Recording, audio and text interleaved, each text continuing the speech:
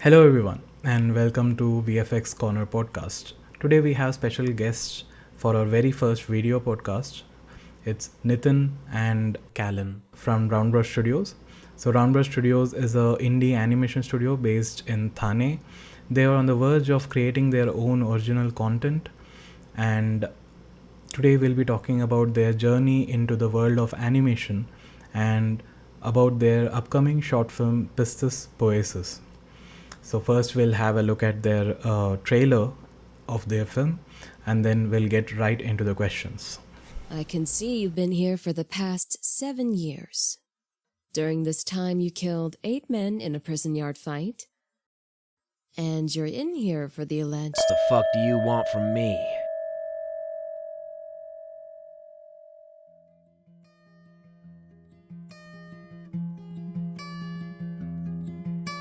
You're going to be executed in a few weeks. Now you can choose to remain here until that day, or you can be part of something that progresses human life. Progress human life? I lost my humanity a long time ago. I don't give a fuck what happens to me or anyone around me. Okay, so what do you want? You can't give me what I want. It's better to die than to live in this world.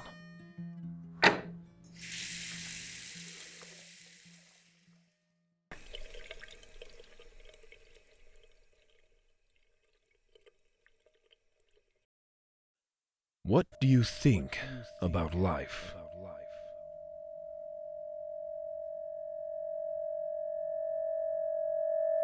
I don't think life has any meaning. Everyone dies in the end. Everyone is equal in death.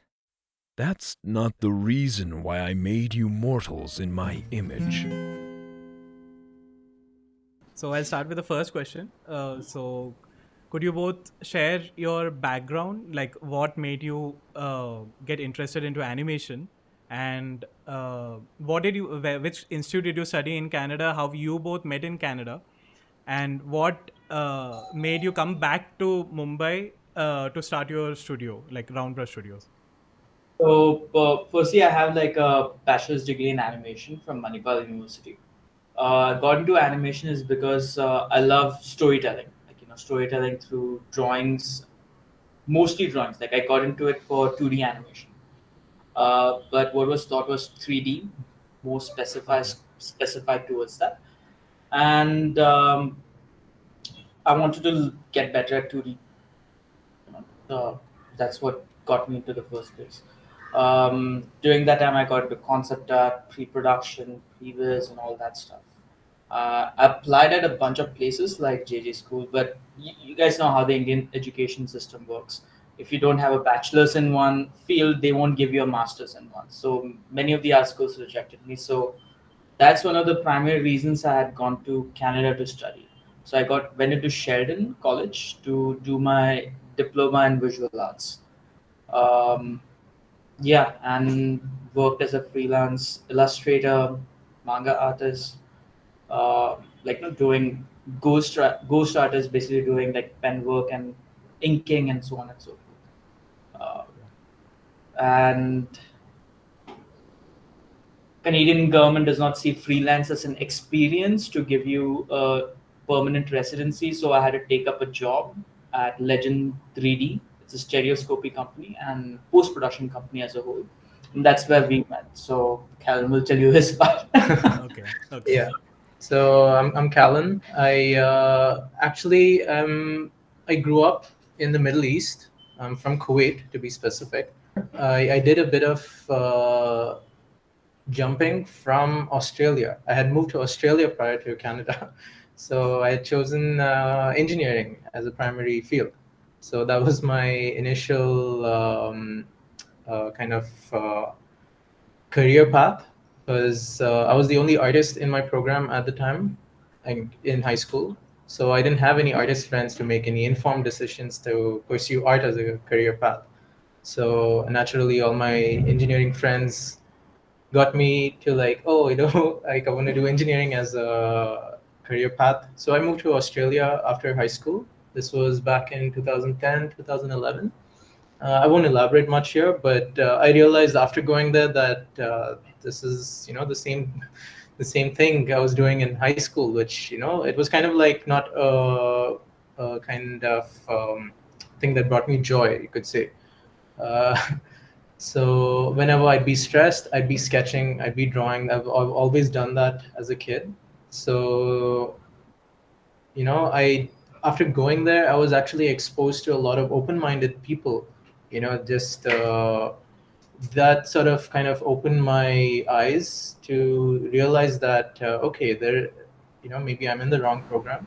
Maybe I can do a bit of research, and I found out that the like what I enjoy doing, which is art. There's a whole career path into that. So like from video games to animation, like anything that I've enjoyed doing as a kid was a possible pathway, a career pathway.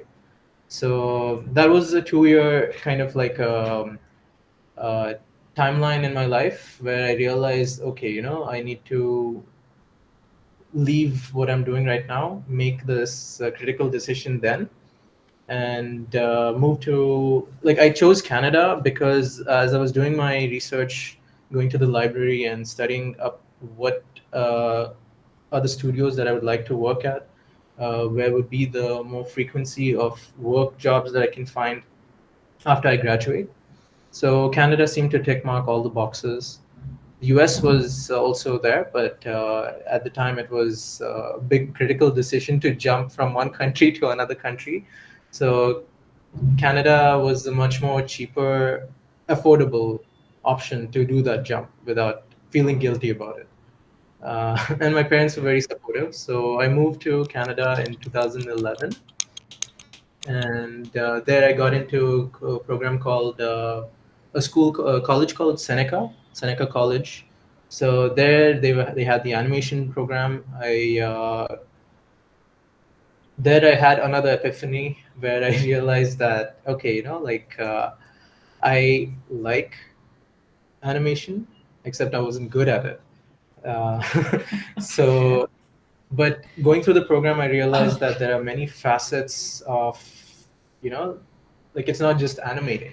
You have character design, you have layouts, which is like environments, you have storyboarding, you have so many different avenues that you can branch off into from this field. So I realized that, okay, maybe my strength isn't in animation because maybe character design was not something I'd like, that I wasn't good at or confident at the time. So I decided to put all my spec all my points into environment design, and that was when that was when I decided to focus mostly on just creating environments. I got through the program. I specialized in the third year, in the final year, which was in video game art and animation.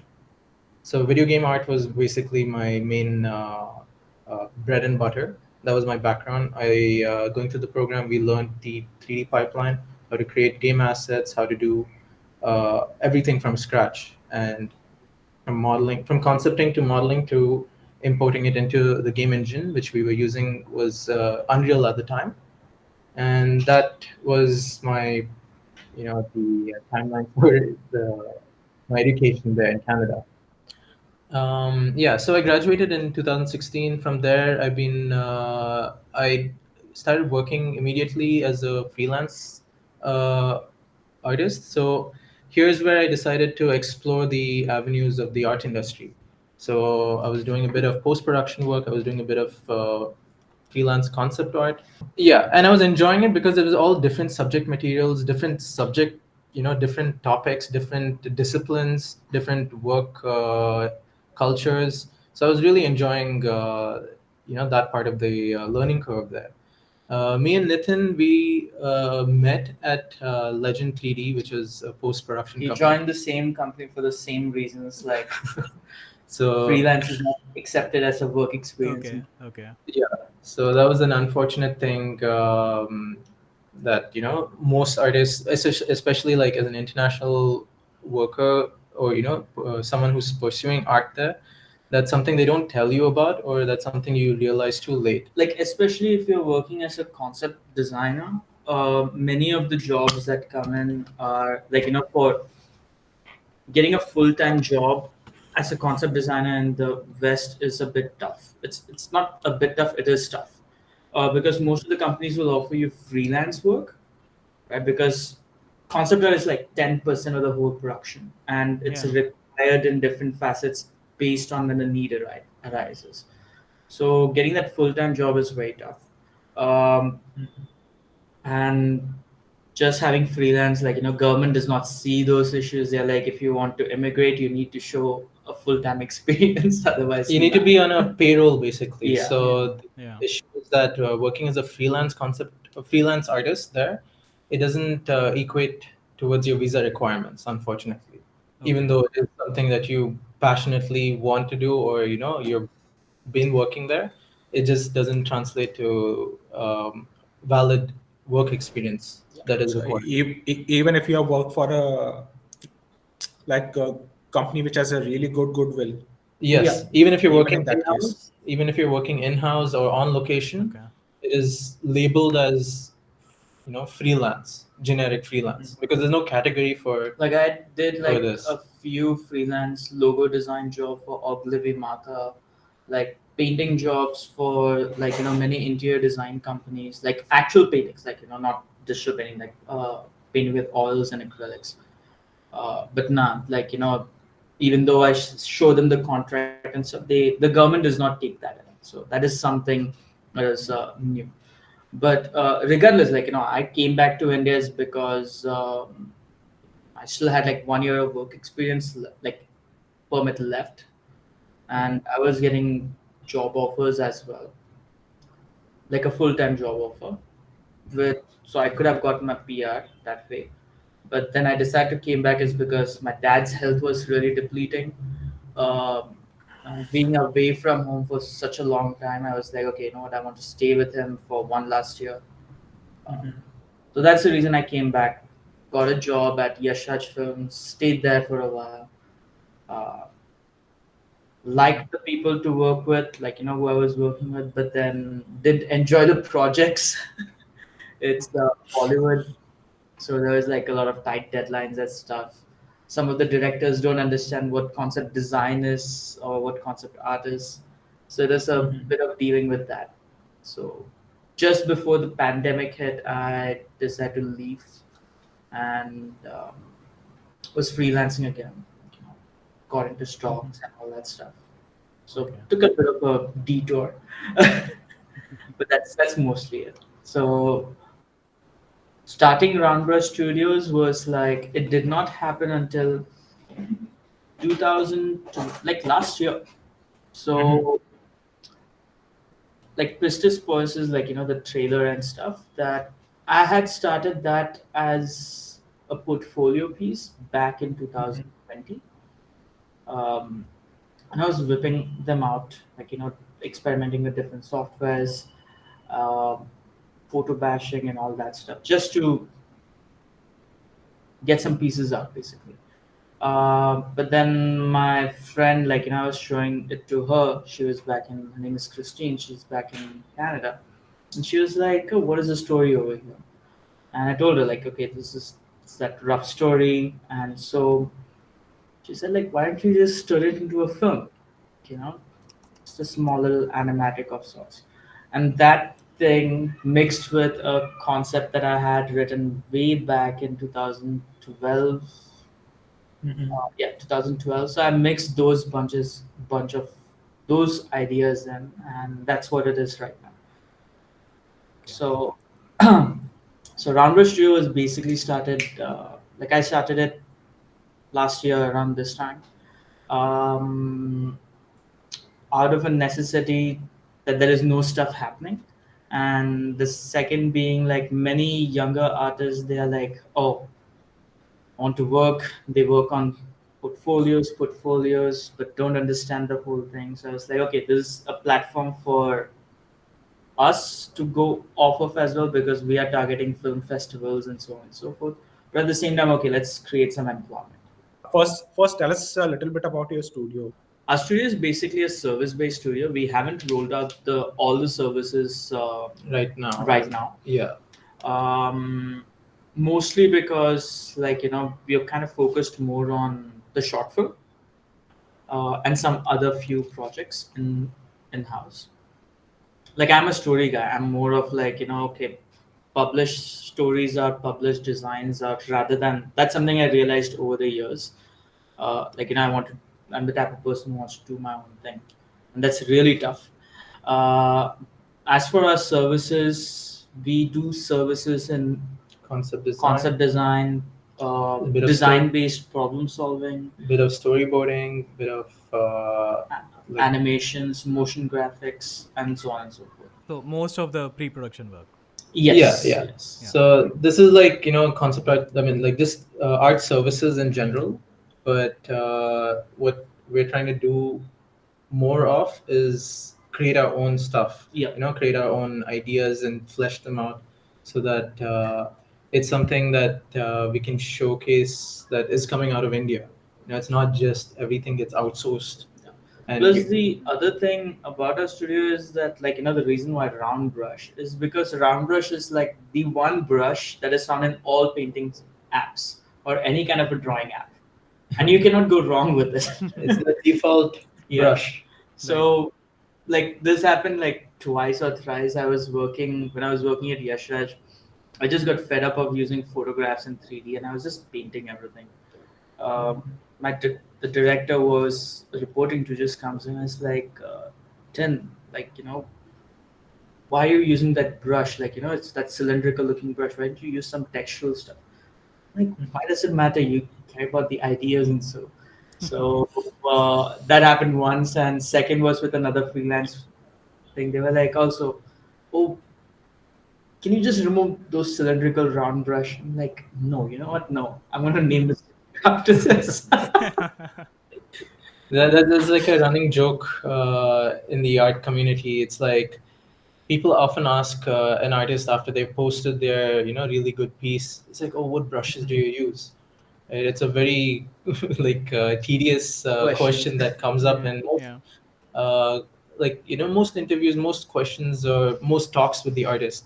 So that's another reason why we're Yeah. like, okay, we're sticking with we're not sticking entirely with just using the round brush, but But it it's is the just most primary brush. yeah, like you can show complex ideas with just a simple brush. Yeah. Plus, the other thing is that, like, I'm a huge fan of Miyamoto Musashi. So Miyamoto Musashi was like, wandering samurai.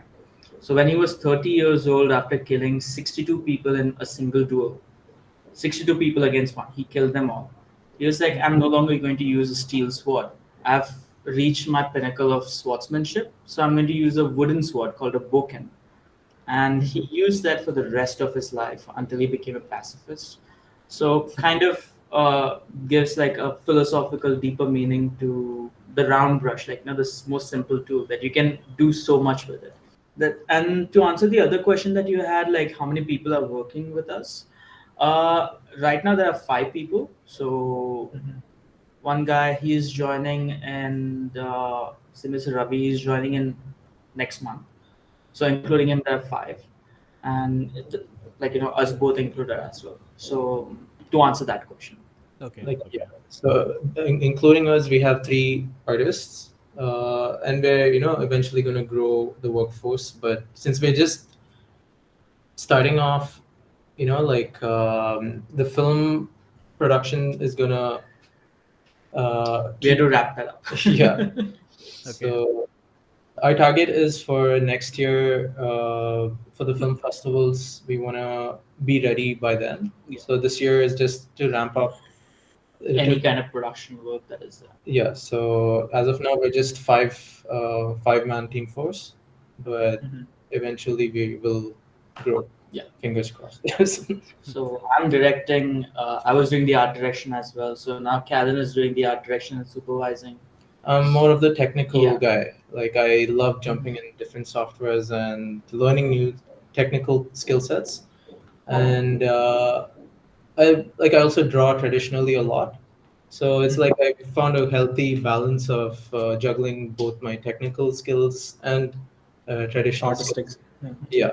So it's So mostly like we balance each other's skills and stuff. yeah. What I feel about both you two is like Nitin is like not completely crystal clear, but he's a clear about ideas, like Yeah. how he wants to make the how he wants the name for the company, how he wants to proceed further. And Yeah. Callan, you seem to be like you are on a journey. You are like you are not completing a milestone. Rather, you are jumping here and there and seeing what all is there. Yes. Yeah. Yeah. So, but like that will come in like when we talk about like working and like how we have developed a pipeline and stuff, because that's where he comes in. Tinkers around with like a lot of stuff. So let's say if we are making a game, or if we are making a 3D animation, he would have like there are many stuff that I don't know. Like I'm more of like The storyteller. story business and Yeah, like yeah, kind yeah. of just solving design based issues. And Okay. Callan is more like, okay, he does design based stuff as well, and but he knows the softwares in and out. So if there's any kind of an issue, he just finds it, says like, oh, Here's this is the this is drop. this is a different way to solve this issue. Here's how we can do this. Yeah, Here's what we can yeah. add to this. So it's like it's been quite a challenge trying to streamline this communication and workflow. But it's fun at the same time because this is something we both are enjoying in the process. Because when we try to communicate this way to studios that we've worked at, is it's never been like a straightforward thing, or it's just like a corporate. Since there's a hierarchy there, you don't get to have this sort of creative communicating freedom there. Yeah, Yeah, yeah. like many a times, I even tell, since I'm directing, I show the animatics to the team, and I tell them like, okay, tell me what the issues are. Tell me if it's long or if it's short. Forget about your rules. Like think of it as a green room, where all your rules are just like dissolved, and you can critique the film as is. And based on it, so I think we did like what, 3 takes, right, on the whole film. The look No, like on the animatic itself. yes, Yeah. yes. So the animatic, we did like 3 takes. We even called the voice actors again. We did some retakes on the voice acting. Some of We the did the storyboards. So kind of shortened the whole thing from 20 28. minutes, 28, 25 minutes to 14 minutes, 28 seconds now. Okay, okay. Yeah, there was a lot of editing and cutting out. There were a lot of dialogues that we had to remove because it would be quite an enduring challenge to Just animate. yeah, between like the small team that we have. So Okay. certain decisions had to be made to kind of streamline the story and make it clear cut, like what And also, as you can see, like we do not like this is just an apartment studio sort of a setup. Uh, so most of the artists that we have, they are all working from home. And so we have connected everyone to like Google Workspace, where we have bought about 4 terabytes of space for the production to go.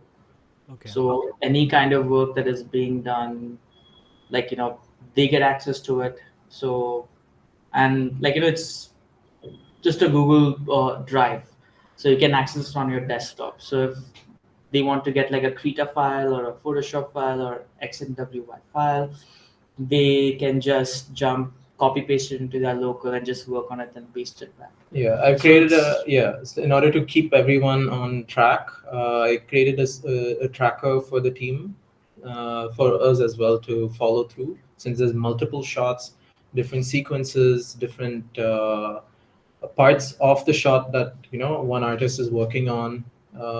Say like there's a 3D model to painting process. On the painting process, once that artist is done, the next artist takes over, comps it into After Effects or Premiere. So it created a simple tracker on just using Google Sheets, and we keep tabs on every artist keep tabs on themselves, and we keep tabs on the whole production this way. yeah, that's one way to keep the production flowing. That's good. No, if you are managed and if you know what you're doing, even the 5 people of team, it's good enough. Like Yeah, Yeah. everything It, is optimized. it's not that fast as like a professional, like not, I wouldn't say professional, more like a in-house, like on location kind of a studio. Because like if I'm working there on my Cintiq and if Callan's working here on his Cintiq, let's say the other three employees are over here, they're also working. Um, and say they finish the shot, they're like, hey, want to see? I'm like, yeah, I'll be there. Just push my chair, just have a look, tell them the changes and come back. It's fast. But since it's online, okay, they have to update the tracker, then we have to go look at the file. It becomes a bit tedious. mm. So the production is a bit slow on that part. um, but yeah, apart from that, there's no complaints. Okay. It would be ideal to have everyone working in the same location, but since the whole COVID era, work from home has become A staple. norm. Yeah. So Yeah. some people are comfortable like that.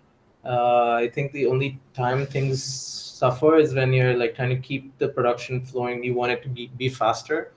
So then there's this unnecessary extra step where you have to be like, okay, we got to connect online, have like just review the thing instead of just having the person next to us and be like, okay, going over and figure what's out, have the give the feedback immediately then and there.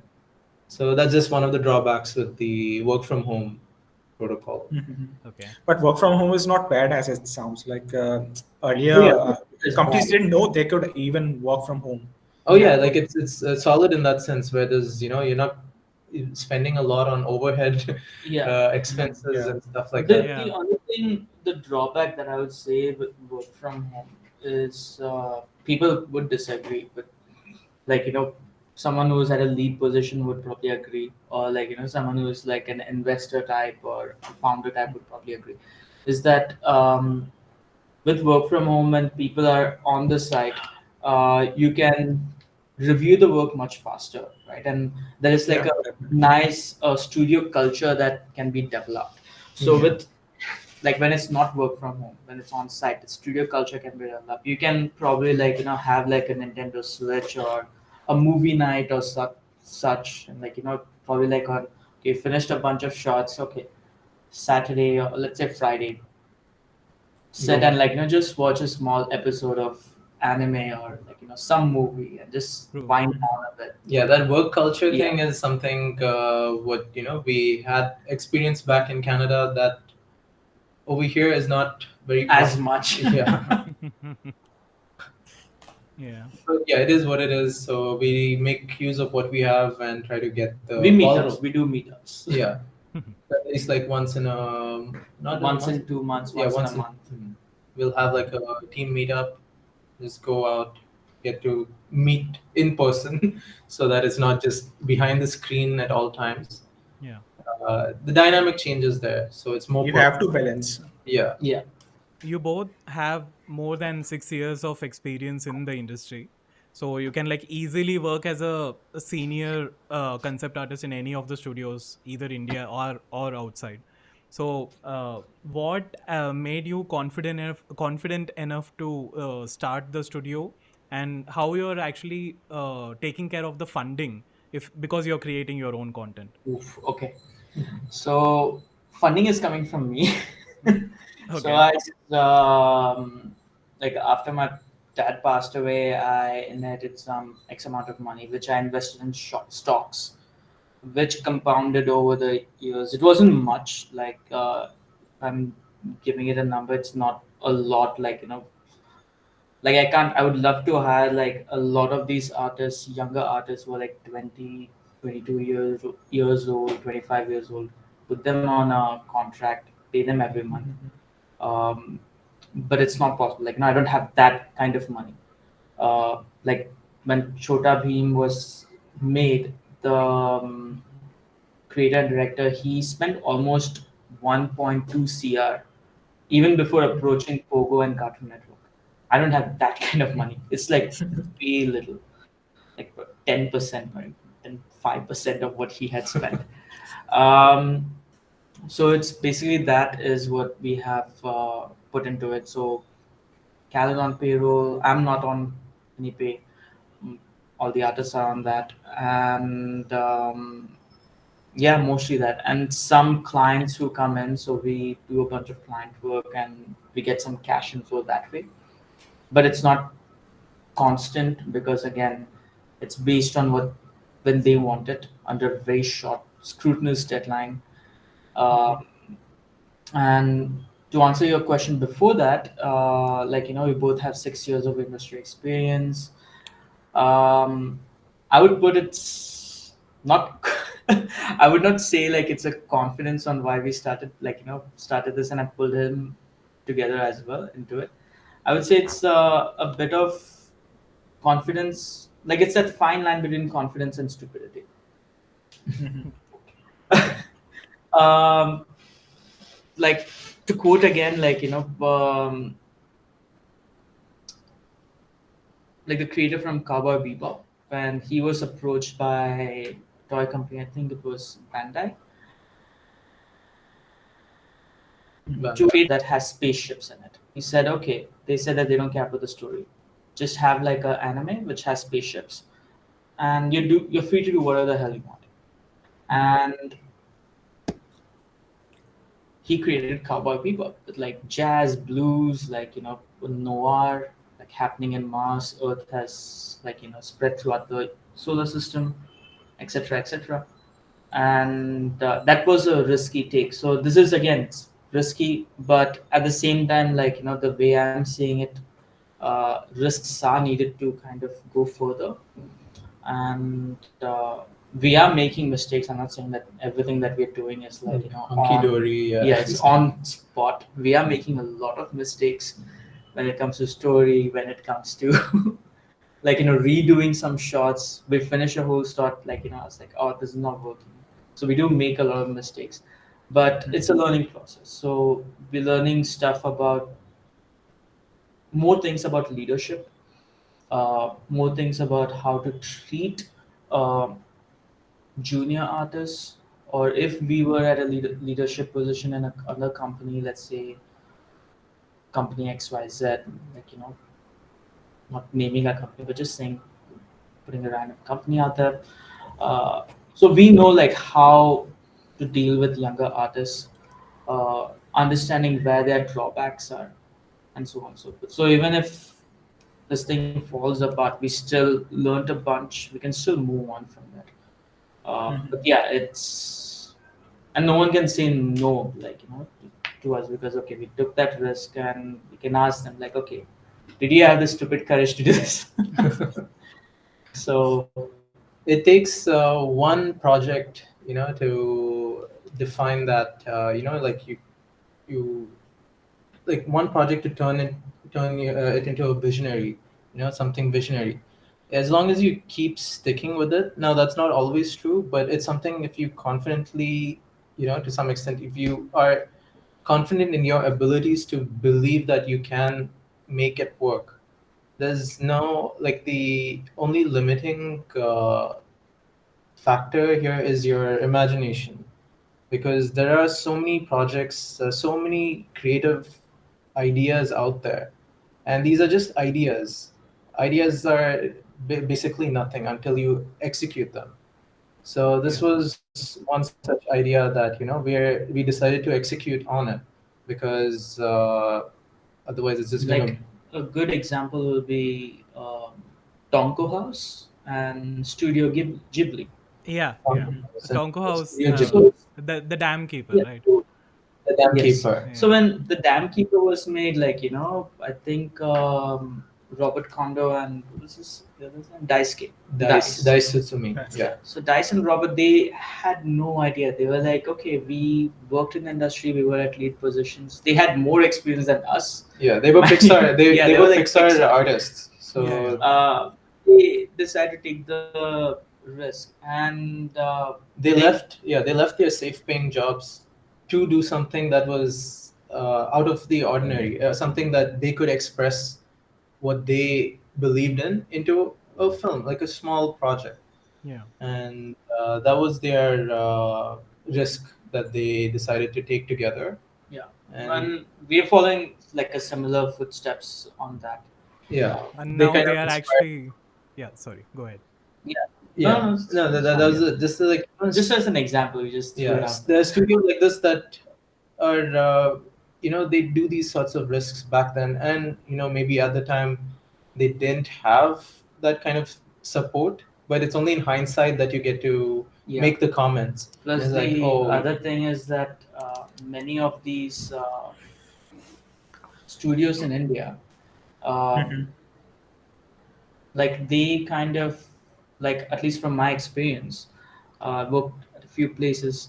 They have good technical knowledge. They have good talent. Even when it comes to artistic talent, like 3D modeling, sculpting, it's on spot. Like many of the VFX work from Hollywood comes to India. we're But filled with technical yes, talent here. but when it comes to story, I wouldn't say story because there are good stories that are being made. I would say more like in the terms of quote unquote animation. It's still looked at something that is tailored for the kids, especially 2D animation. So for us, like at least for me, uh, I don't mind taking this risk to show that okay, to the outside world, that okay, in India we do love to make stories like this. So Okay, sorry to cut you in between. Like you said, no animation for the kids. Can you define it, like specifically? okay, What do you so mean by that? animation for the kids. I mean, let's say Chota Bheem is there. Let's say Motu Yeah. Patlu. Let's Okay. say Okay. like these are the kind of, like if you The watch. storyline and the context of it, not I would the. say context of it is also like very simple, right? It happens Yeah. probably in a school setting. It's probably like the same kind of like the story cycle Context. that's rehashed, right, again and again. Like the whole story structure of beginning, like the three beat structure, like it's the same. There is nothing that they're breaking grounds with it. um so we basically like want to make stuff for Adults. adults who are kind of grew up on the 90s stuff. We did But use 3D in the short film, but we used it as A base, a base, like for to solve yeah. the perspective and to solve the lighting and color. yeah, because that was again because of our small team force, right? Like as much as we would like to have done everything from scratch, it would take much more time for us to reach the end goal. And also having juniors who were training also on board, it would be more of a challenge for us to teach them how to execute the way we're seeing stuff. So that's why the decision to incorporate 3D, but then having to do paint overs, that was like the pipeline we designed. I mean, it's not a unique pipeline by any means, but it works for what we're doing. Yeah, for the shortcomings that we have, Yeah, and for a So. guy like who does not know so much 3D, like putting a rig like to answer your question, Jayant, like if I'm going and approaching like a 3D artist to, then it comes into like complex facial animations and rigs, and if the voice acting is so well done, we have to match the voice acting, like the animation to the voice acting. So with 2D, at least like we can take a bit of a freeway with that. Like you can just draw it, and it's a bit quicker. Uh, One of the reasons why the frame rate is also a bit lowered like down. Yeah, lower that's is understandable. 12 frames a second, probably going least is like 8 frames, 12, Six, eight. eight frames, yes. So So these are the reasons, like why we like yeah, animation can be super fluid, very smooth, but would love to do that. yeah, but if it most people they don't really pay attention to that sort of stuff. They if the story is great, if the story is uh, compelling enough, most people will not even pay attention to the lower frame rate. They'll just be like, Yeah, okay, what's definitely. happening next? So, and it's also in terms again back to the budget constraints and stuff. It works out for us because it's lesser frames to paint, and we can take that creative freedom to, execute some of the animation in a very different way, or stylize it in a There are way. two styles in the film. Just letting you know. Okay. Yeah. Okay. So I didn't yeah, notice. the trailer has one style, and there's Okay. another segment within the story that transports the, like, without spoiling the main thing. The main protagonist is transported to a different Dimension. dimension where he, the style just changes over there, just to define that it is in a different space altogether. Mhm. Yeah. So these were all pre-visual things that we had, developed and refined. We kept going back to it to see if it works, tested it, composited it just to see how it reads, how the animation reads on top. All these sorts of things that we worked out before starting the production, because you don't So, want to run into stuff like this so mid. like trailer one that we had launched was to check like, oh, the painted animation stuff works. Okay, cool. Now we probably will launch trailer two once a bunch of the other stuff is done, because now we are confident. Yeah. So Like that'll be our, like, yeah, our workflow is solid. We have the, like, all our shots are, on the tracker and everything, so we know what needs to get done. So the post production part is where, like, we'll run into some new stuff, new challenges, but right now we're just focused on finishing the production part of the project, and we'll deal with the post production stuff later. once we're there. Okay. So So I, will the trailer 2 have that another dimension that you just mentioned? The Yeah, yeah. In Yes. at fact, least a bit of it.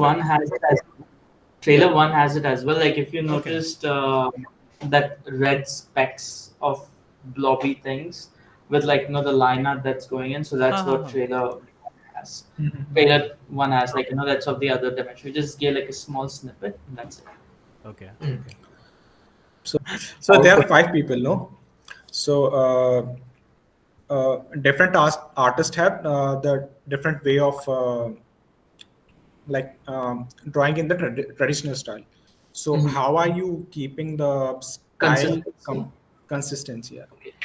So to answer that, like it's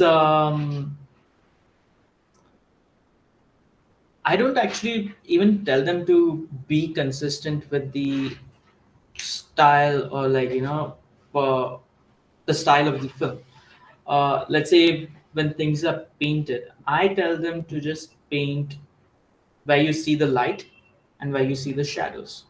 So when my artists are painting, so let's say if I'm painting this glass, um, I tell them it's like, okay, light is hitting on this area, so paint that section, paint the light, and that's it. Don't paint where light is not hitting. So that way we are keeping the consistency a bit close to what was originally imagined. And second, we're keeping the brush set for the painted part of the film very limited. So it's just like a few round brushes with like some textures, probably like a round brush that is flattened. So it's basically variations of that. So there is no way they would get overwhelmed that okay, I have to use this brush to. Since they're using just a single brush and like a few variations of it, and not like some custom brushes, they their mind is at ease, right? So they are not stressed that oh, like I have to get these kind of textures or whatever that custom brush offers. They can just use that basic brush to get paint what they have to paint. So they don't like it eases that mind, and that is the consistency that I'm looking for. Plus, since it's like a very artsy kind of an animated film, I don't mind a bit of their style bleeding in. So it kind of Okay. gives a bit of flavor Yeah. to the whole film. It makes Because it more organic.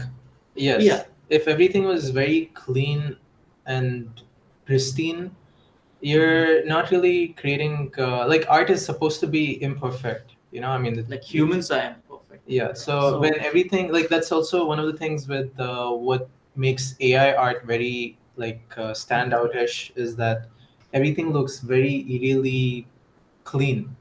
So it causes it gives this sort of uneasy feeling. I wouldn't say that, but more like it's like falling in love, right? Like art is like falling in love.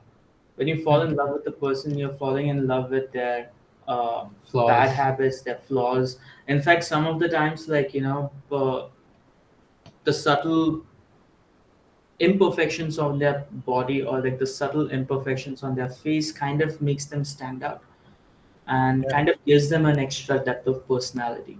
So for me, it's more about the flow of the animation and not exactly having like a consistent, like 100% consistent. If it's 80% consistent, it's fine. I only tell them like get the lighting and shadows right and Perspective. perspective and just the anatomy. That's it. Like anatomy is key. Anatomy and perspective is key. Yeah. So Like that's the it. yeah the Just these three things. Hmm. Other than that, the brushwork, if you've noticed in these shots of the trailer, they're very painterly. They're very like Haphazard.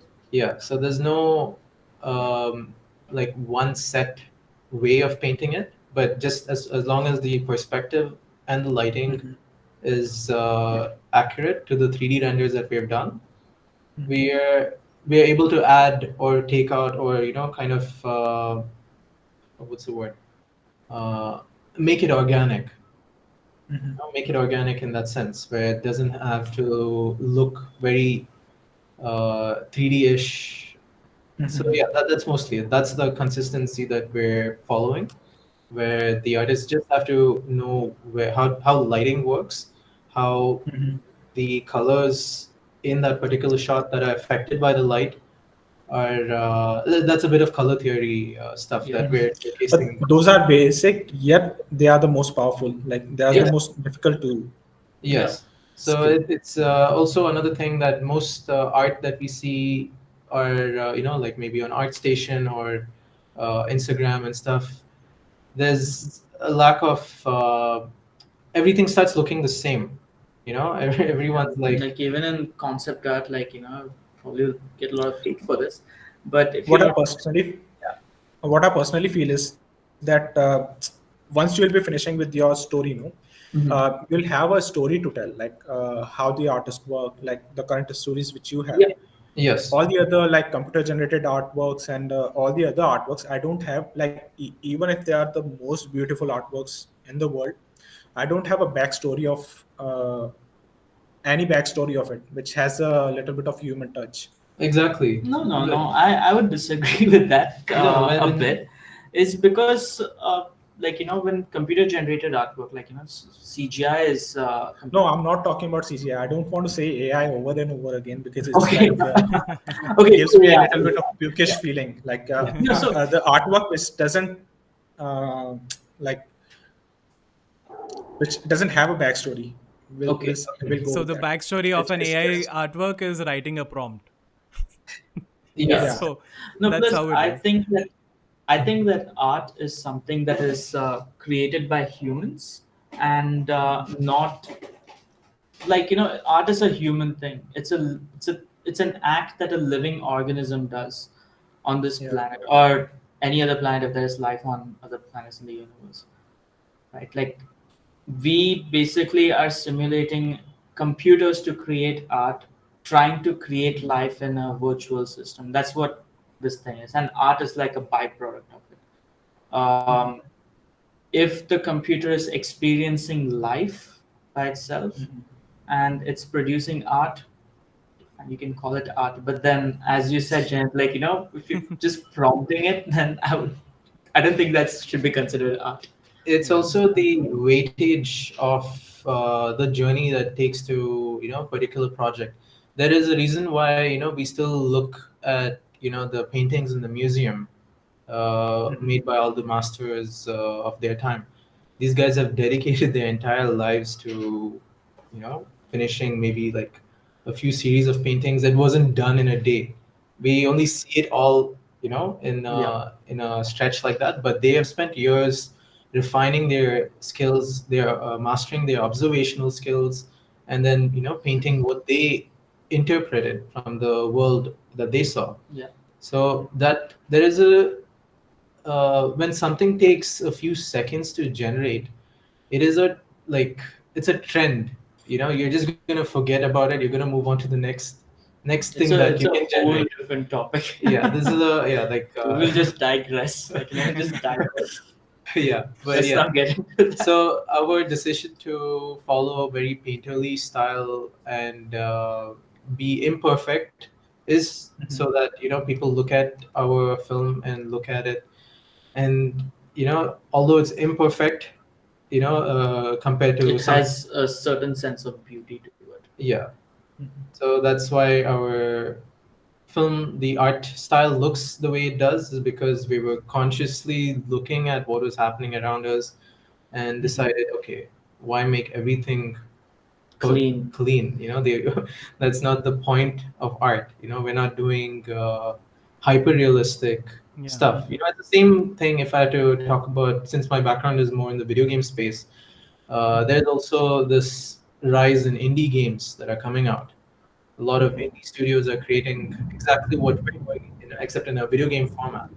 Because there's more art direction there. There's more like uh, it's not perfect by any means. It's not hyper realistic. That's why it's sort of catchy, because you can focus more into the gameplay component. You can focus more on that kind of story that you want to tell. So yeah, that's getting back to this. There's lots of Let's get to tangents. the next question. So I think you've already answered like half of my next question, which is for your film, which Yeah. is so I just wanted to know the We exact had a lot of pronunciation of your short film first. Okay, It's so Pistis Poiesis, am I right? yes, Yes, yes. yes. Yeah. So basically, it was first called God Particle. Okay. Okay. But then that sounded very cheesy. It's just like something, a story where something has to do with like creation and all that stuff. God Particle seems very sci-fi-ish. Like the concept art and stuff already looks sci-fi, but the film is nothing like that. Okay. That's like a misdirection. Like Also, classic. the God particle is trademarked by another project, so Yeah. that was out of the question in any Okay. case. So then we went into Speckled, which I did not like this. yeah, I just thought like okay, I just when after seeing like the story that I had written originally, uh, I can give like a brief on the story as well. But the name Pistis Poiesis is I looked at like a bunch of Sanskrit names and like a bunch of names from Hebrew and some names from Aramaic language, that is the language that Jesus Christ spoke.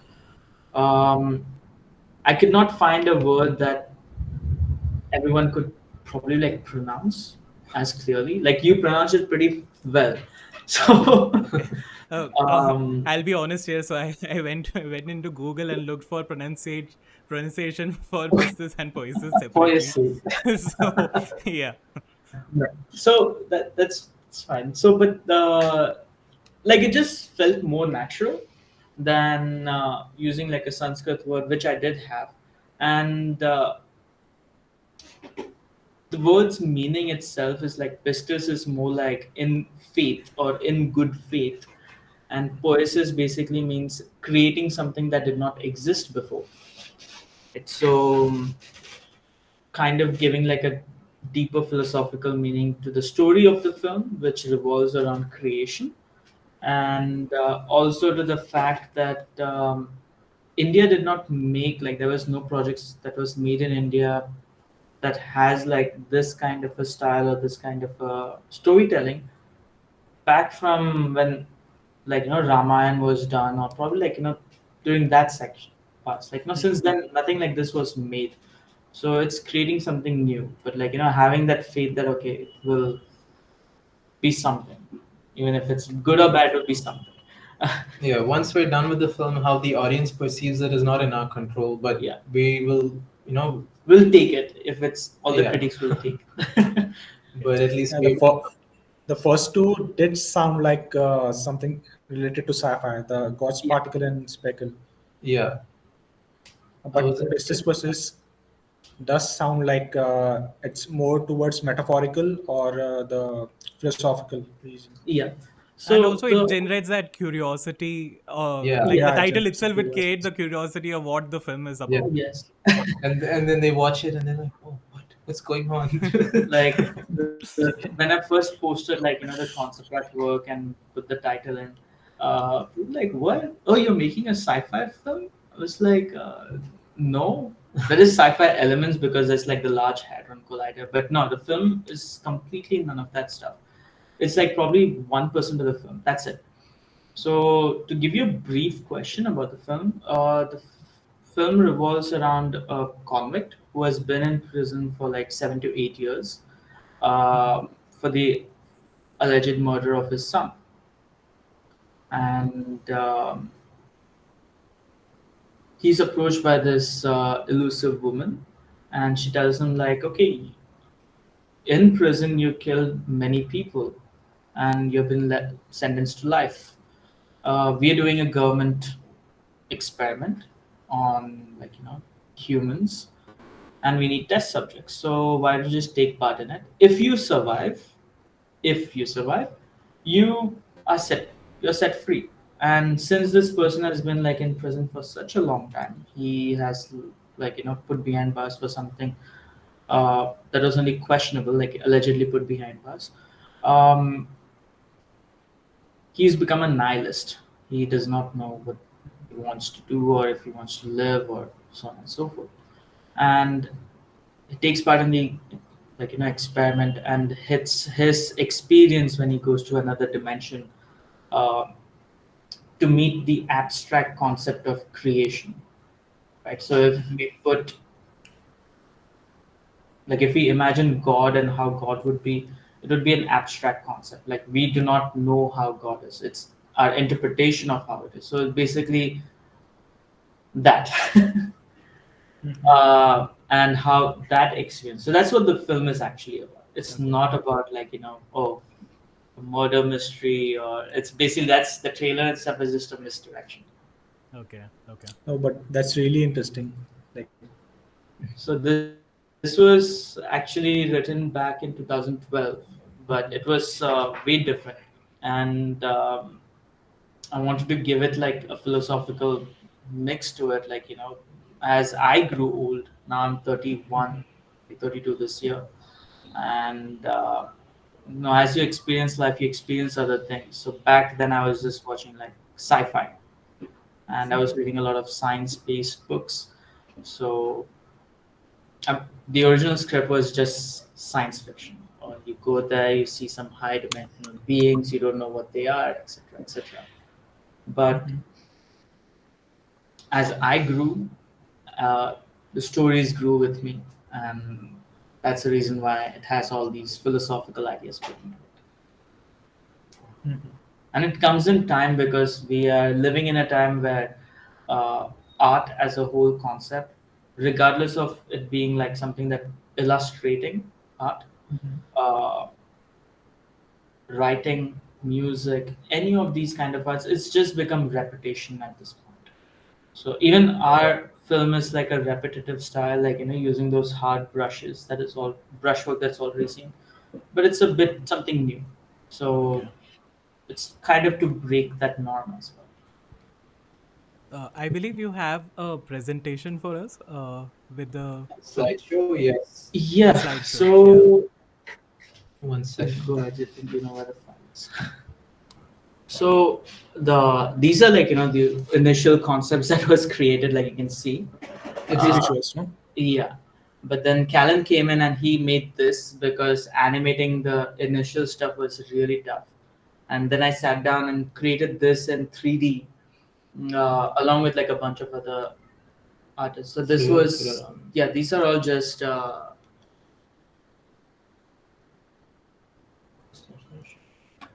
yeah.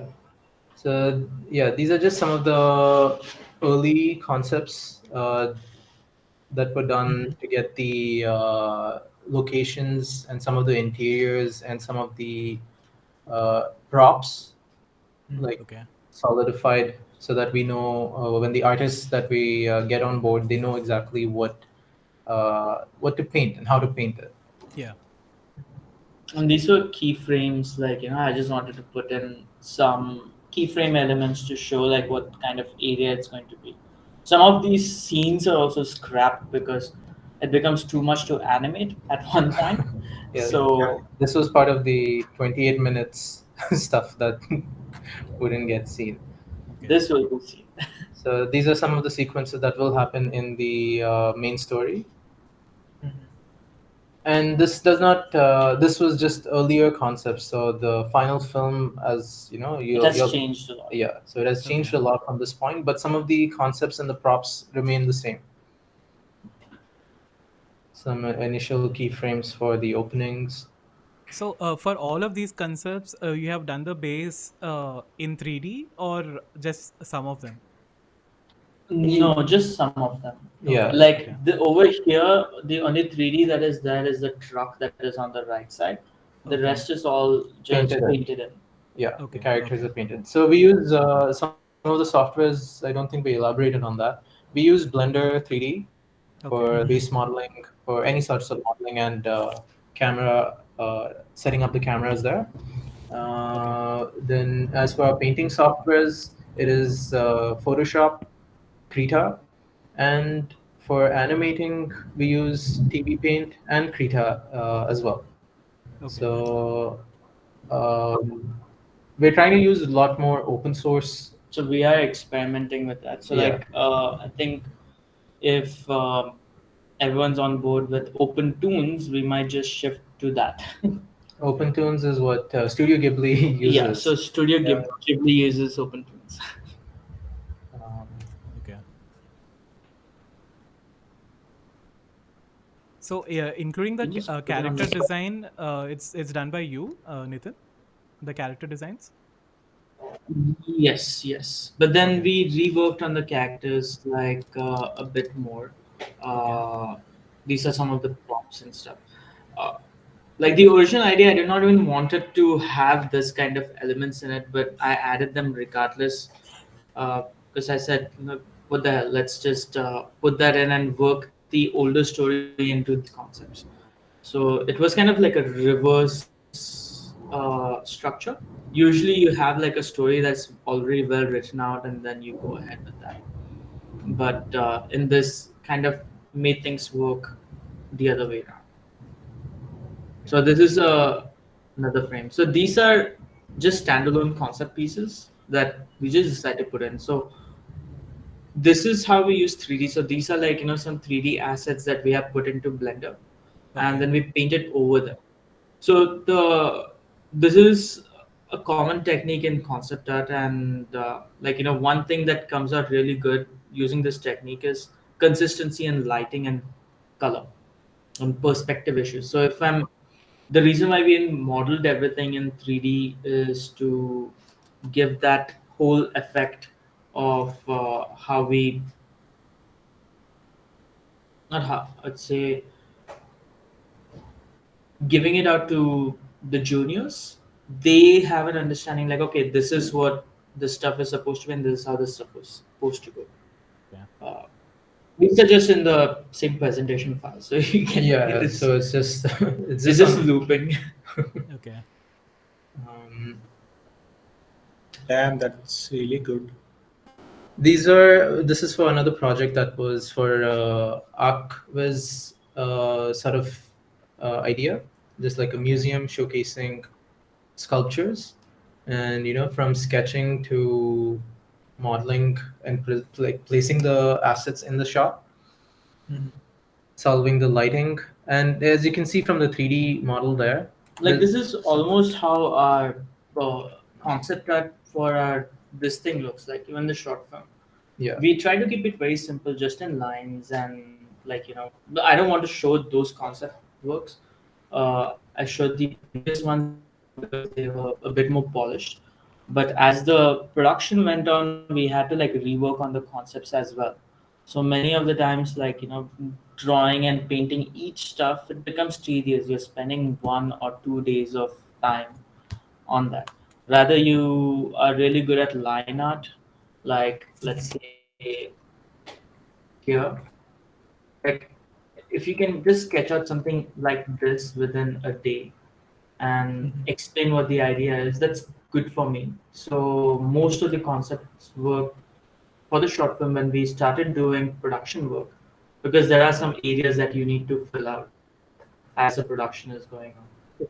Yeah, Yeah. so Yeah. many of the times, right, like we do not expect like concepts to be painted like this during production, because let's say if Callan is sitting and telling me like, oh, I'll paint this stuff, it's taking valuable time away. Like if I'm getting a sketch that looks like this, uh, when the mouse is hovering like this, I can convert this into a nice 3D base, or I get that information, I can give it to the 3D guys, and I tell Karen like, okay, take those assets, sketch them out really well, like this, so the designs and everything is done. Um, Like the patterns, yeah, or how, like what kind of patterns do we want to show, instead of just giving the reins to an artist. telling them like, okay, paint, model out the assets from this. Like Okay. over here, many of the details are lost.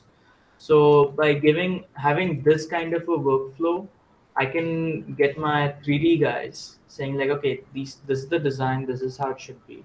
I'll probably tell Callan like, if he's doing the concept art, or Ivana, who's like another artist working with us, is doing the concept art, to paint out probably like one section of how those thing has to look, so the textures work, and everything is just kept in line art, and like give a lot of mood boards, reference boards, examples of how the texture is supposed to be. Okay.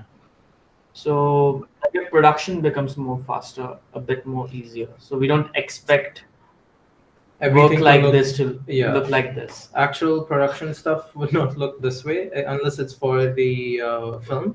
Or like talking with people who don't understand production, or they all they care about is like investments and money and Yeah. the business related stuff. Yeah. There's also like a big, this sidetracking a bit regarding, production related artwork and marketing or promotional artwork. Yeah. Most people, they look at the promotional artwork and they're convinced that, oh, this is how, I The should film draw. is This is supposed to how I look. should make my artworks. And when experienced artists, they look at this trend and they're like, okay, this is what the production needs. Their portfolio is filled with images that don't solve problems for the production. So, for example, if you look at this scene, this is happening in the same shot. So, this is the layout of the kid's bedroom. This is still a work in progress, uh, and this is a shot that is done. Like the character over here animates, and he kind of steps back a bit, and so. Okay. Um, but if you notice, like the way these things are arranged, the way the guitar is kept, and all this stuff, it has to have that consistency, right? Like Okay. that we were speaking about before.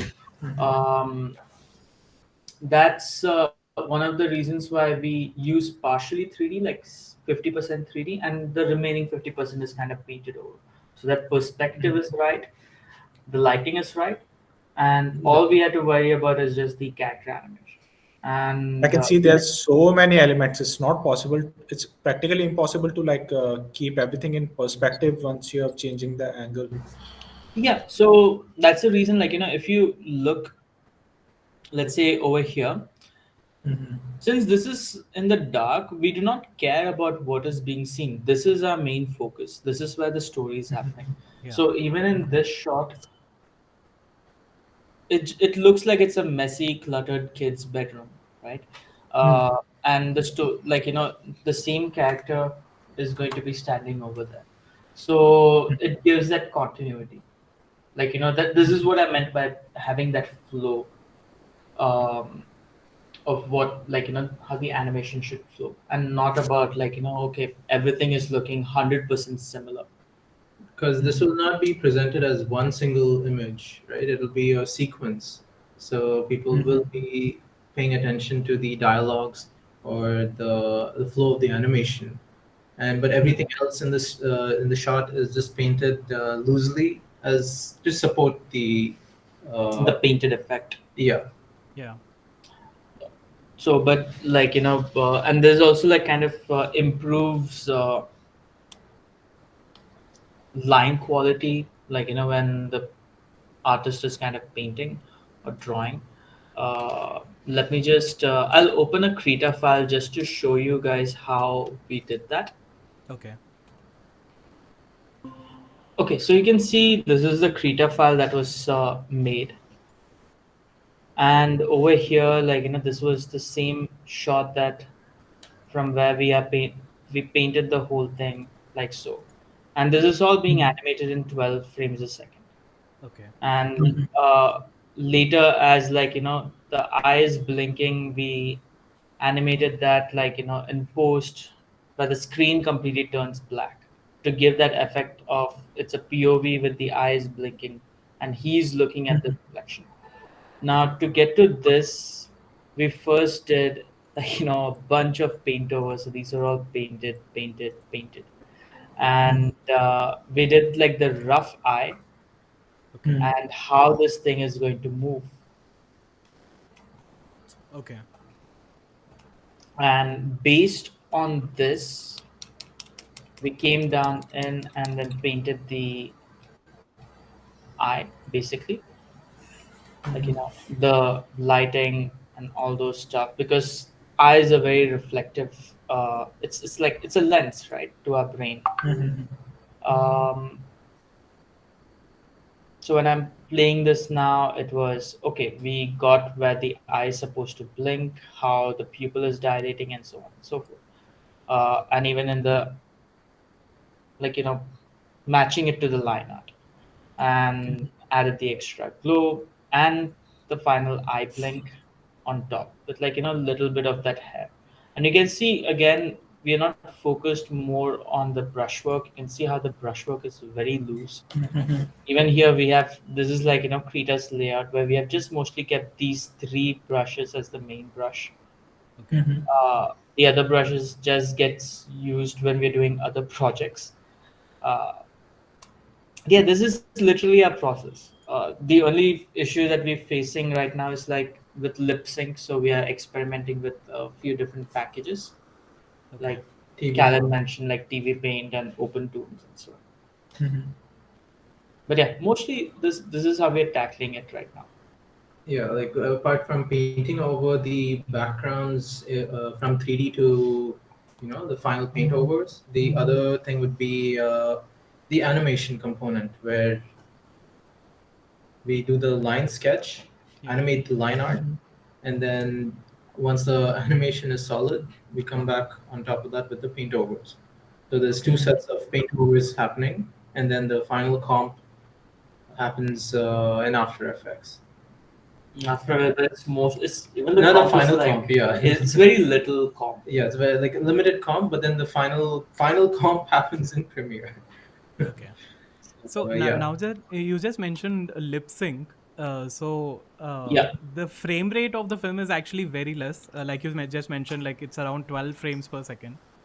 So Yes. yeah. if it is, if you're going to do the lip sync, I just want to know how you're going to tackle that frame rate and lip sync in a way that it works.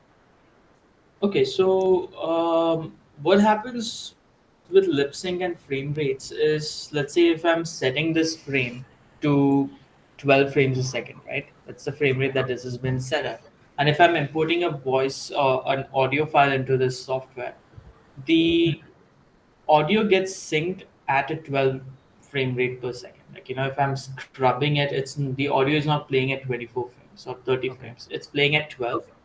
And Okay. all I have to do is like just animate it at 12. Like, I do not personally, I don't see like frame rates as stuff, or like how smooth is it.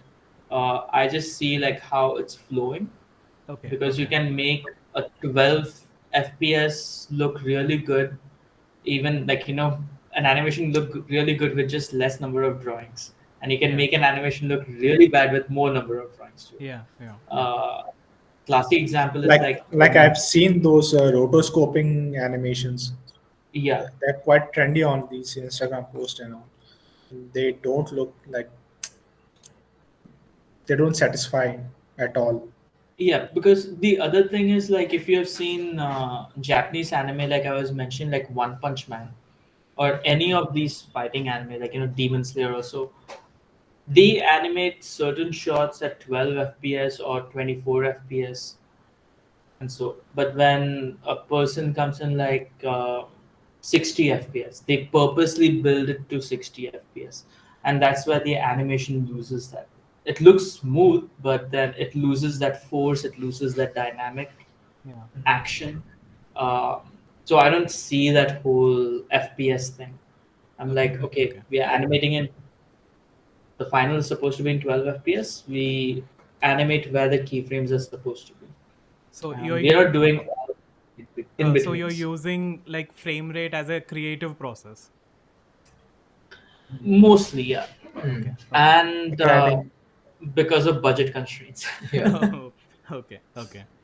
So majority of the animation studios in India, they are only doing outsourcing work for international projects. So why do you think we don't create our own IPs in India, and how we can actually like progress towards that goal? That's actually a very tough question to answer. Yeah, there's a lot of Yeah, factors. There's a lot of factors, internal factors, but yeah, education, how much the government cares. Uh, nepotism. Not nepotism, yeah, that's a huge factor. Uh, So yeah, no, there's a bunch of factors that conflict with original ideas wanting to come out in India. Plus, the other thing is that when economy, right? Like India is a third world country, so like even if we compare it to like we go into the economics of it, even if India is like okay, we're not going to trade in the dollar value, we're going to trade in rupees or yuan if India decides to join BRICS. So it's like okay, fine, we'll trade in yuan, and so how much money is the Indian government willing to put into these kind of sectors? That's one. And secondly, to see the economy of India, India is trying to push more of like service-based industries when it comes to tech. Animation and visual effects has become one of those things. Like there are projects being done, like PS2 that is just released, Brahmastra, RRR, like all those films, like Rajmouli's movies and all those stuff. And that requires a lot of capital, right? And are there grants that the government gives? And second is like, what is the Indian culture about piracy? Right? How many of us pirate stuff? Yeah. Uh, all those things factors in. And the other thing, the major thing that is factoring in right now from why studios are not like making their own IPs, intellectual properties, is or making original content. I won't even say IPs. Making original content is in the sector of animation, to be very precise, is the education. Like when I was studying in Canada, like Sheldon, I used to hang out with a lot of Sheldon animation students, and in the fourth year, the students are asked to write a story that has three beats, beginning, mid, and end. They're taught the entire story structure from the book A Hero's Journey, Yeah, he is. and throughout the final year, they have to work on that film. It can be 2D, it can be stop motion, it can be 3D. It doesn't matter, but that's what they have to focus on. Now, does that same pipeline or does that same education structure there in India? That becomes a question, right? Now, if that kind of an education structure was there in India, like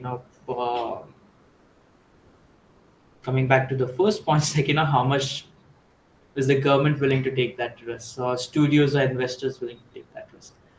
So that becomes a point. So India having a lower currency value, it becomes more economically profitable for It to be a service-based service-based market. Service outsourcing based, yeah. companies. That's one of the major factors. So it's a bit tough question to answer. It can be stretched out for long hours and hours and hours. But yeah, there is definitely a lot of talent. People are wanting to make a lot of original content. But again, it comes down to the big green devil that sits in our pockets. To add more point to it, like considering the standard of living here in India compared to the West, or like even countries like Korea, Japan, China, in most cases, um, it's cheaper here. It's very cheap here. So when it comes to like making original content, it's can be done in India. But the problem is majority of the people want the like it's again it's like the mindset, like when they say like, oh, you work in the animation, you're making cartoons. So if you're making something very mature, like uh, Akira or Ghost in the Shell, like those kind of mature topics, people are not going to resonate with that. So that's something that I've noticed. Like it's a part of the culture as well. It's like a reptilian brain. Like you can't fight it. You just have to go with that. But yeah, that's mostly my thoughts on like why films in India. Plus the other thing is, um, people just want to work. Like they something that I've noticed with artists in India is that they just want to work. They don't want to sit and make stuff. Like when I was doing concept art, and I was like being very active in like many concept art Discord groups and like in the community. And something that I've noticed that many of these younger artists, they want to work for X studios or Y studios or Z studios, ABC studios, and so on and so forth. And but when it comes to like, oh, why aren't you making this thing right now? Softwares are going open source, like Unreal Engine, right? Like if I'm using Unreal Engine to make a video game and I'm selling that video game on Steam, it's you don't have to pay 10% until you cross into in revenue. Mhm. You have to pay Epic Games that. So and 1 million dollars is a lot. Yeah. So why aren't people making that? And the source code for Unreal is almost free. Like you can't take the source code and sell it, but you can take the source code and if you're having, if you want to create like a custom build, you can do that.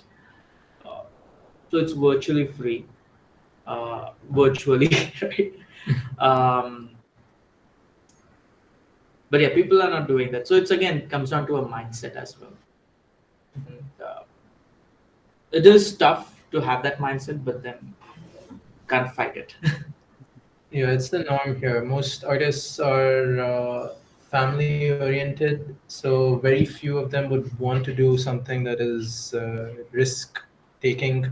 So the safe bet is to be at a place that you get consistent salary, and all the other dreams of just wanting to do your own thing just end up staying as dreams. Yeah. So it, like I said earlier, it takes that one project to define, what you do as a visionary. But if it fails, they call, people will say, oh, that's a dumb decision. It's a stupid decision. So that's that sort of risk that most people would not want to take the leap for. Like one of the biggest inspirations that I see is like Todd McFarlane. He was the creator of Spawn, like, and the one of the co-founders and for Image Comics. So I kind of adopted his kind of a way of tackling such stuff. That's the reason, like, I had to develop a business mind as well. So I left the technical stuff to him. Okay. Now, if you're going to like meet some investors, and so then comes in like equities and shares, how much is this investor going to put in, and how much equity do they hold, and all that stuff. So starting a studio in India, it is tough. Like getting investors is tough, and even to get investors, you have to show a lot of stuff. And the other thing is that for films to also get the limelight, there is not much support. Yeah. That's something that I would like to Like stress on. compared to some of our friends in the western side of the world, if they have a project that they want to, like something like what we're doing, but they have a lot more support to get it circulated among around the communities and stuff. In India, it's just kind of much more difficult to expect that. Yeah, because again, Yeah. boils down to like this service-based thing. So artists here, they want to work over there. They don't want to grow the True. industry over here. So it's a bit, Oh, it's actually tough. No, but when you're making an IP, you have to consult lawyers. So when I was writing down the scripts, so my lawyer said like, yeah, you will have to go and get copyrights for it. Email yourself, uh, like send in your stuff for copyright sectors and like the Indian board, get those rights in. So those are other stuff. Those are like hard skill stuffs that you have to learn. And but when like coming back to the bigger question on why studios in India are not doing that, like they are doing that, but their content is not kind of like it's still catered for children. That's what I'm trying to say. They do have like their own lawyers who do those things and so, but yeah, it's the stories, right? Like if you go to Netflix and if you go children's animation made from India, you'll probably see like shows like Fukre Boys that is Yeah. made over here, that Paperboat. So But also that thing has completely changed now. So there are like mature content, animation content in OTT platforms as well. yeah, So Yes. it's so changing. that It's that changing. yeah, it's slowly changing, which is a good thing for us. Mainly because you are also getting into creating content which is for adults. It's not like for children, like Chota Beam or Yeah, something. Yeah. like coming to that, like if you look at any of the like I've worked at Paperboat Studios for 6 days. Okay. So just 6 days I quit. I had my reasons. Um, but when I looked at their work and so they have so Fukre Boys is by them. And I can see why they're making stuff like that for OTT platforms like Netflix is because kids watch the dumbest things out there. The more views there are, like it's more money that is being made, the more cash flow comes in. And but if you look at the other stuff that Paperboat Studio makes, like Bombay Rose and stuff like that, their in-house stuff, which they do not sell it for money, it's actually good. Yeah. So you True. have to have that balance. Uh, Kids animation unfortunately sells a really lot. well. Like, there's like so you That's many. can true. you can Yeah. see the YouTube statistics, no? Yeah, Yeah. yeah. Like kids make up most of that revenue. So Yeah. that's why it's like the safest bet to create kids shows, but without any story to it. Yeah. And that's where you get funding. So that's unfortunately So the it's Reality. the truth uh, there. Yeah. it's like you're creating some content for the money and putting it on a content which doesn't make money. Yes. Exactly. So right now our film is also like not for profit. It's mostly for sending it to film festivals. Like Yeah. it's mostly for that purposes. So getting some light on the project, light on India as a whole, right? Like okay, stuff like stories like this can be made in India.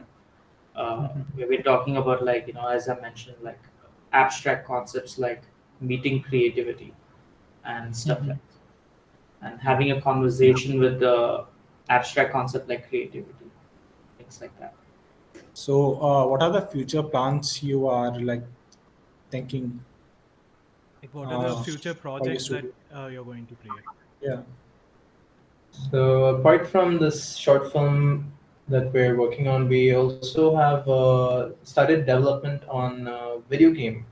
Uh, this is just a prototype for it. It's not like a like a full-fledged game as of now. But as whenever we have a little time to segue away from, just take a break. We are working on the like a video game concept that we've had for a while. So once the film's done, we'll have some uh, what's that? Like we have active projects basically. So that's just one of the projects that we have. Basically, we can use the short film and probably like a prototype of this to probably fund another project, and that will be actually used for making profits. Okay. So that will be probably a future So project. it's not just the films. No, It's like even the games and more creative stuff. because the way I see it, like like if I'm having like a phone over here, right now, the processing power on this phone is like really strong, and Yeah. Apple right now they are planning to roll in M1 chips, which are really powerful on cell phones in the future. Like they have been speculating them. So processing power will be like really good on mobile devices. So why not cater to that audience and like create like a game where people can come and play. Video games are also another really strong medium to tell Yeah. stories. I'm from the video game background, so this is something I've also wanted to do. It becomes interactive. Yeah, it's very interactive. While short films or animations, that's you're telling a story that you want to share with the audience. Whereas in video games, you're making it an interactive sort of experience for the audience. So these are two of the kinds of projects that we would like to venture more as we move forward with our studio. So yeah. But yeah, so you can probably see the dynamics. So you probably like do the game part and I do the cinematic section. It's like a fusion.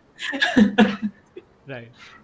Yeah, there are challenges involved with this sort of line as well. That's why we're not fully delving into it, getting Yeah, the ideas across. we did go to like even Indian game developers conferences and so just to Okay. see what else is out there. And It's super impressive. Yeah. Just seeing the young, the number of young developers and artists coming up with interesting concepts for video games. Some working prototypes and some fleshed out ideas. And Unreal Engine is quite a big. They have like a big operation here in India because most of the developers are here. Yeah. So the IGDC happens every year. So we had gone for last year's the last year's for the first time, Okay. and yeah, that was like quite a open. it was a really good event. Yeah, You meet like a lot of developers. You meet a lot of indie game studios as well. so yeah, that was sort of like a confidence sort of thing that okay, there is a market. This is developing just as well as anime. So So it's yeah. not like no, it's not like completely not happening in India. It is happening, but it's at like a not a scale that is there in the West. Yeah, it's Yeah. not as comparable, Yeah. but give it a few years and with the right direction, certain projects could stand out. Yeah. That's the reason I said like right in the beginning that it's a very tough question to answer. So, when is your film Pistis Poiesis releasing? Like, when can we expect its release? Oof. So we are targeting. So right now we have finished the voice acting. We are working on the production. We are finishing up as much background art as possible right from the get go, because like Production, I guess, 60%. yeah, 60% is done. 60% of the Okay. I would production say work. 50%. Yeah. Yeah. If I'm including the sound design and stuff, Yeah. Okay. 50% is done. like of the overall production. The remaining is like the animation, the actual grunt work is left. So there is like a whole acting animation that is needs to be done, because there is a part where the character breaks down, he cries, he laughs, uh, people stare at him, like how Naruto kind of is stared by and everyone shouts and stuff. So there is a lot of character acting animation, like character acting has to be done. So those are like the tough grunt parts. And as that moves on, probably to the sound design, poly, uh, All of the those things, BGM, yeah. and all those things will have to be added. So it's a lot of work, but we're planning to finish it by the end of this year. Hopefully. Okay. End of this year. Yeah. Yeah, just in time for next year's film festivals when they start. Yeah. So So it'll be like send it, see if we are rejected or not. Indian film festivals, we might have to censor a bunch of stuff, considering how the censor board works. Yeah. Uh, yeah, so that's a question there, like question mark. I don't want to censor anything, but Indian film festivals might have to. That's again, like going back to the first question that you had asked, like difference between Indian animation studios and Western. Yeah. Over there, they give you a bit of freedom. Here, you have like a lot of constraints, because culture plays a big role as well. So, with the kind of efforts that you both are putting in, I'm sure it will be a hit. Hopefully. Definitely. I don't, I don't want it to be a hit. I'm. It's more like I want people to be touched by it.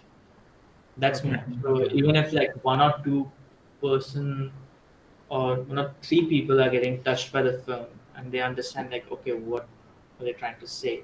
like they're Uh, inspired by what we we've make, done. and they go on to like make projects of their own. That's more cherishable than Okay. winning. That's And it the is like you said, like your motive is not to gain income from it. Your motive is Yeah. to to generate a inspire and knowledge. bring about a rise in this what we're doing in the younger generation, so that Yeah. they can follow suit. Like even the whole painted brushwork and animated style, right? So even that is inspired by Loving Vincent. So Okay. Loving Vincent was a film that revolves around the death of Vincent van Gogh, the Dutch painter, and they painted the entire film in oil paints. Like they did one brushwork using actual oil paints. They sent it to the Oscars. 10,000 paintings, No, more than that. more than that. Yeah. So they not only painted the iconic style of Vincent Vincent, van but they also had to visualize how some of the locations were from The the same style. Yeah. from the character's point of view and looking the other way. How did the environment look from that? Yeah. So it was Yeah. quite There was this yeah. one shot in the film where they drop a water, like a drop of water into a bucket. Even the ripples that are caused inside the bucket with the reflection of the person seeing into that was painted using oil paints. Okay. That's very tough to do. That's extreme tedious So, work. and that film took like I think 5 years, if I'm not 4 years. mistaken. 4 years, I Four, think. Yeah, four or I've five. heard it's around 5 years. Yeah. So they had sent it to the Oscars. They did not win, but they were like, fine, like we made something. So that's the same kind of mindset that we are having. We want people to touch. So even the director who made the film, he or she was touched by Vincent van Gogh's paintings. So that's the reason why he or she made the film. True. Uh, so it's art is more about touching another person through visual media, literature, or music. So that's what it is. Hopefully, people feel positive from listening to this and as well as watching your Yeah. film. Right now the film looks dark. It's going to come. It's It's blood dripping from. Yeah, that's mostly what the film was about. Okay. Yeah. So I think that's all. Like we've gone through all the that's questions. the end of it. I think. Yeah. Okay. Yeah. So thank you, both of you, for joining on our first video podcast for VFX Corner. Thank you for having us. Yeah. Thank you for having us. All right then, guys. You take care. All the best with the edits. Go back to shots. Yes, we'll get back to production work. All the best to you guys as well. Thank you so Thank you. much. All the best. Bye bye. Yes. Bye bye.